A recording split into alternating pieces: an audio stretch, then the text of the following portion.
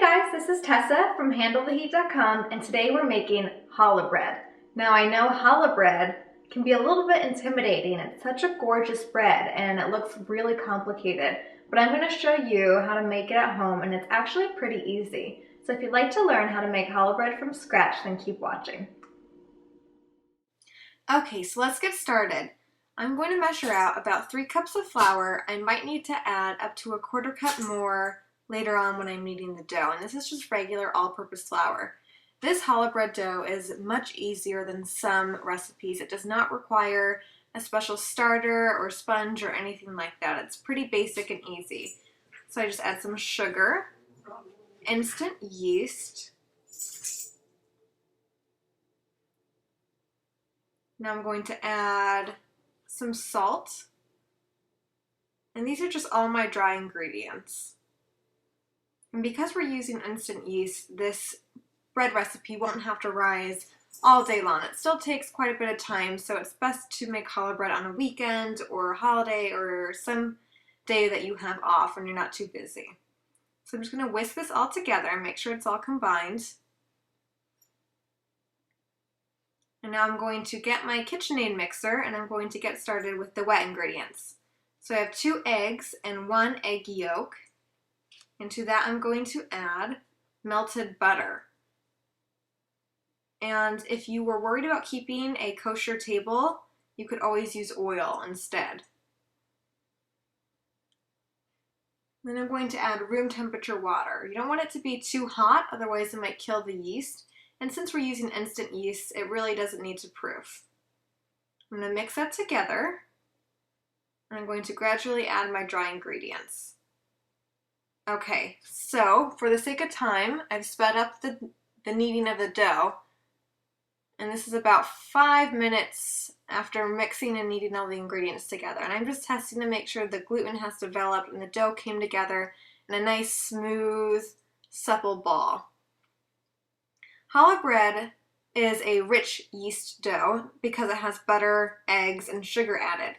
So it may take longer for the gluten to develop than, say, a dough recipe for baguette. So I'm going to roll up my dough into a nice even ball and place it in a lightly oiled bowl. And then I'm going to let it rise for about 1.5 hours to 2 hours. A little bit less for me since I live in Arizona. My kitchen's usually pretty warm.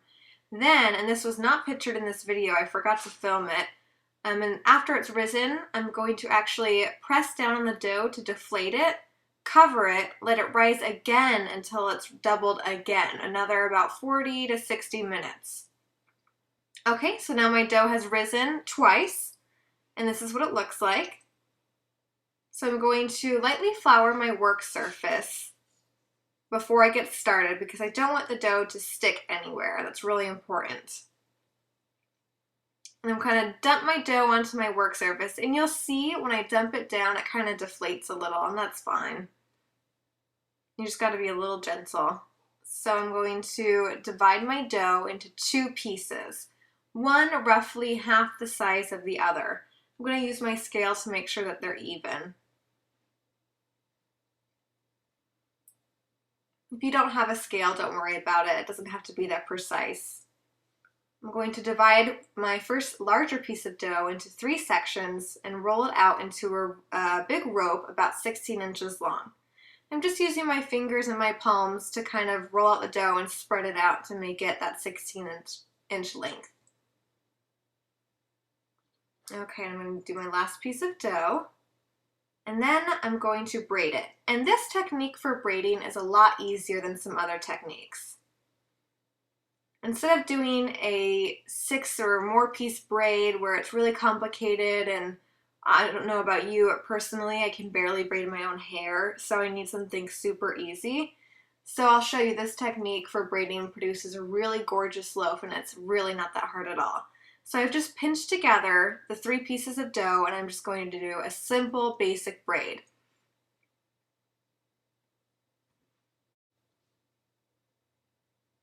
I'm going to be careful not to tug on the dough too much so it doesn't get some of those stretchy lines. When I get to the end, I'm going to pinch the ends together too. And you don't have to worry about this being super perfect because the dough is going to rise again once it's finished being braided, and it'll kind of puff up and any errors or imperfections will kind of go away. I'm going to repeat the same exact steps with my second piece of dough. I'm going to divide it into 3 portions and roll them out into 16-inch ropes.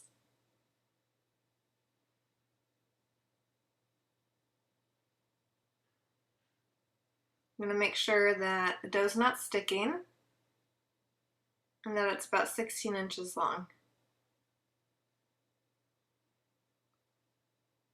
Challah bread may seem like a lot of work, but every step is really simple and easy. It's not hard to follow at all, and it is such a delicious and impressive bread. If you throw a loaf of this on your dinner table, your friends and family will be super impressed. And really, it just takes a little bit of time and patience.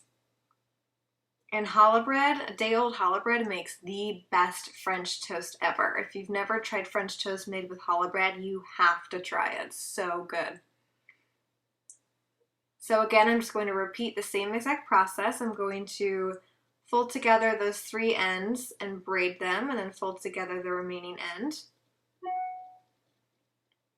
And I'm actually going to set that aside in a moment because I have to top my big piece of dough, my big piece of braid with my little piece of braid. Before I do that, I have to brush it with egg wash so it'll stick together and it won't slide off or anything like that. So I'm just taking the remaining egg white from earlier in the recipe when I used the yolk. And egg white works just fine, works just as well as a regular egg wash. So I just brush the bottom piece with egg wash, and I'm going to top it with the smaller piece of braid.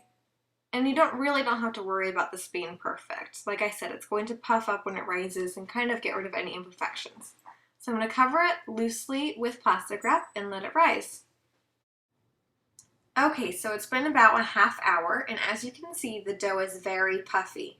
Probably more puffy than it will be in your kitchen at home unless you live in a really warm climate like I do.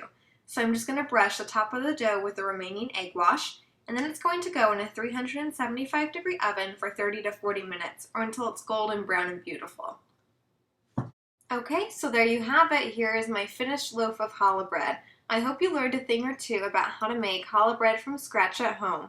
Thank you so much for watching. If you like this video, please subscribe to my channel and make a comment below. Have a great day.